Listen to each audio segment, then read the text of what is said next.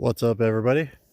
Yesterday I made a very long-winded video about this thing, and after going in to edit it, I just feel like I could have made it a little more succinct with what I need to do. Plus, the cart was kind of in shambles when I was making it. So, long story short, uh, I didn't sit in it before I bought it, but I knew that $40 was a deal. Once I sat in it, I realized that I'm 6'2", and there was no way that I was going to be able to use those pedals. My feet hang over the end. So we're going to have to do some stuff to this. And I was in a hurry and already took the motor off. The motor was running, but it needed a new carb. I was going to clean everything, paint it. I had big old dreams for this. I was going to do it in like 2 weeks, no problem. And then I started seeing how much stuff for this cost. Now, it's not car expensive, but it's still a little bit of money.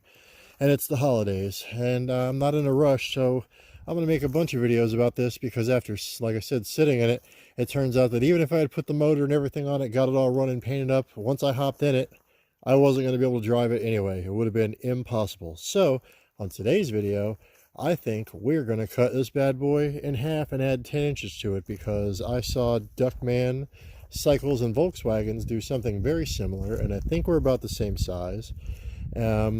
And he was going to have a little bit of an issue because his top bar was at an angle, but my two bars run parallel, and it needs a new floor anyway because, as you can see, it's Swiss cheese. So it was going to be getting that anyway. So we're basically going to do some measuring and cut this bar and that bar and that bar equally. We'll have to undo some pedals and such and figure it out, but I'm going to bring you along with me. This is a Yerf dog 3203. They don't make it anymore. And I have reached out to some companies about possibly sponsoring this build, so I'm waiting to hear back from them before I buy anything. But I figure by the time I'm done with it, everything's going to be about brand new. It will have new suspension. Any of the welds that need to be welded up are going to be fixed. I mean, these aren't terrible. They're just rusty. This thing sat outside. It's missing these bars. I don't really need them. It'll have new seatbelts. Big dream is to convert it over to center drive because I just want to make it a one-person cart. Nobody else is going to be riding with me, which is obviously going to require some steering modifications. Now, I don't cut and weld. That's not my thing. But I imagine if I just undo all this and then cut this off and then just flip it this way, center it, I can just reuse that again, basically, and make that my steering rack. I might be wrong about that. I've been staring at it for about a day now, and I think that's exactly what I'm going to do. Convert it to center drive. Going to go live axle, no more torque converter. And it's going to get a new motor with a electric key start because I want to run lights and stuff, and I just honestly don't have the strength and stamina to hand crank something when it's not feeling like it wants to crank. I don't want to have to keep going at it. So I'll show you what I did or have been doing over the last couple days. Was rebuilding this, but it's not even going to go on there. So now I just have this, I'm assuming, perfectly running. There was only 1 or 2 bolts left over after I put it back together, so you know. But I painted it up, made it pretty, cleaned it, but it's not going to go back on there. And now I have an extra motor that I know ran. I saw it run. I had ordered a new carb and everything for it, and it's just, I'm not going to do it on that. I'm going to get the electric start, and then I'm going to go stage 1, probably a Predator or some eBay Chinese one or whatever. But yeah, spare motor. So, like I said, anybody that might be watching or following this build or catches it in time, I'm probably going to cut this thing in half today, so it probably won't be in time, actually. Actually, we won't be cutting in this video, and I'll tell you why later. Sorry, boys. But, let me know in the comments how you think I should have done this or how I'm doing it wrong. Because like I said, I don't weld, but Vivor sent me a new welder, and it's in the back of the car. I just got to go get some flux core wire. And then once I cut this thing, I'm going to figure out the pipe diameter, and then we'll go from there and see how much length I need to add. We'll do some measuring while I'm sitting in it. Well, let's get the measuring. Let's get the cutting. I know, I keep saying we're going to cut something up in this video. I'm sorry. I'm sorry. The old owner was making a seat. Now I got the dimensions. Uh-oh. There we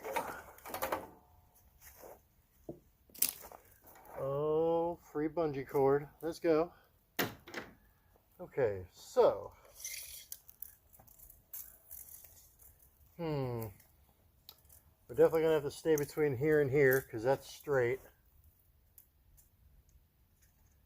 Between, let's call it there and there, we have 28 inches.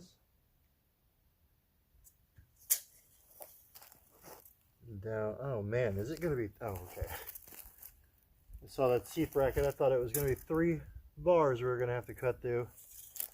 And then down here we've got, I imagine, roughly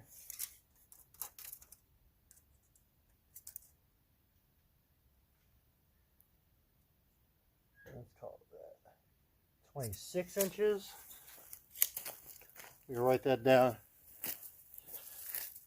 Ah, shit, I forgot the top measurement already. Alright, we're back. It's 26 on the bottom. 28 to the transition. Top is 28, bottom is 26. I'm going to go write that down. Just going to use this handy dandy whiteboard right here. 28 to the transition, 26 times. So, how many is this? 2? Bonus. Okay, so.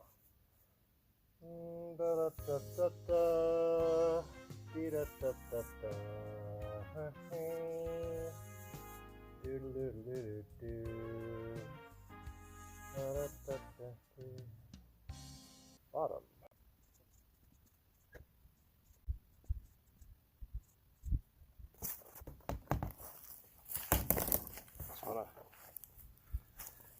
This is the go-kart.